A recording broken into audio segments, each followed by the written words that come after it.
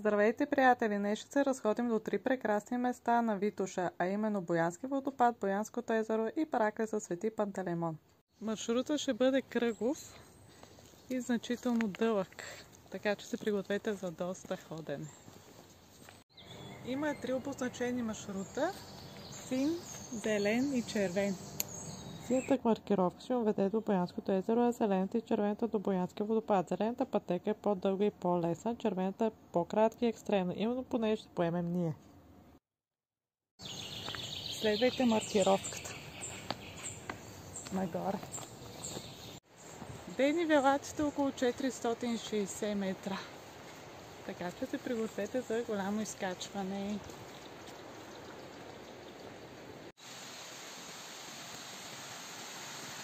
Тук доближаваме реката. Там горе има едно мостче, където трябва да преминем.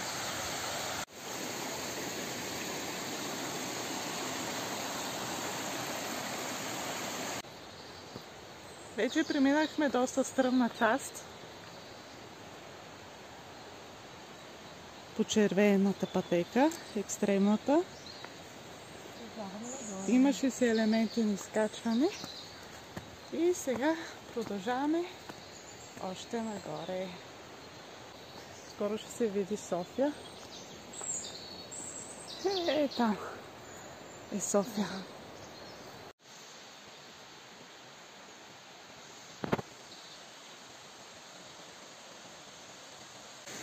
Наближаваме водопада. Още малко.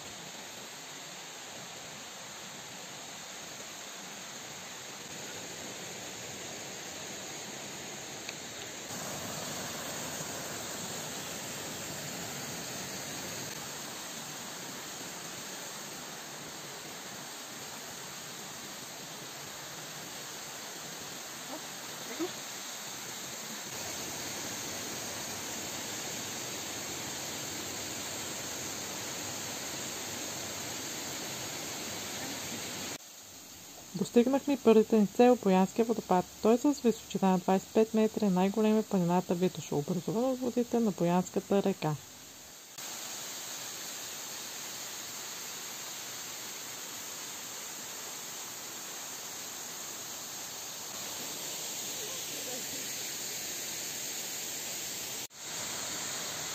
След кратка почивка на водопада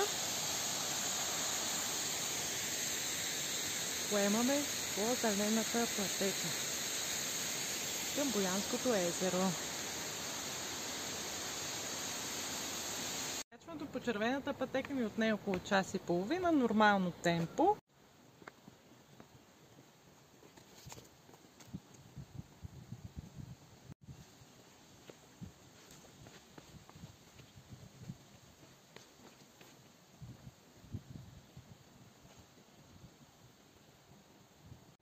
Можете да се отбиете до страхотната панорамна гледка на София.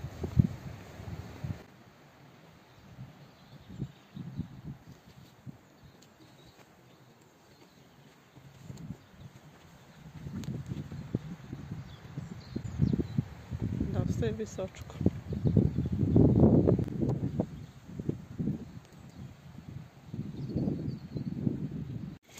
Пътеките ни отведаха до Боянското езеро. Интересен факт за Боянското езеро е, че той е изкуствено създаден, като преди това е било блато. За да стигнем до Параклиса, поемаме по синята маркировка. Стигнахме до Параклис със Свети Пантелеймон, който се намира доста близо от езерото.